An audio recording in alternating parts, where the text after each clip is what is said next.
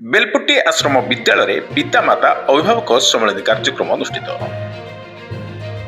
ଗୋସାକୁଣ୍ଡା ବ୍ଲକର ବେଲପୁଟି ଆଶ୍ରମ ବିଦ୍ୟାଳୟରେ ପିତାମାତା ଅଭିଭାବକଙ୍କୁ ନେଇ ଏକ କାର୍ଯ୍ୟକ୍ରମ ଅନୁଷ୍ଠିତ ହୋଇଯାଇଛି। ଏହି କାର୍ଯ୍ୟକ୍ରମରେ ସ୍ୱାଧୀନତା ସଂଗ୍ରାମୀ ବିର୍ସା ମୁଣ୍ଡାଙ୍କ 151ତମ ଜନ୍ମ ଜୟନ୍ତୀ ଅବସରରେ ବିଦ୍ୟାଳୟରେ ଖେଳ, ଗୀତ, ନାଚ, ରଙ୍ଗାରଙ୍ଗ କାର୍ଯ୍ୟକ୍ରମ ଅନୁଷ୍ଠିତ ହୋଇଥିଲା।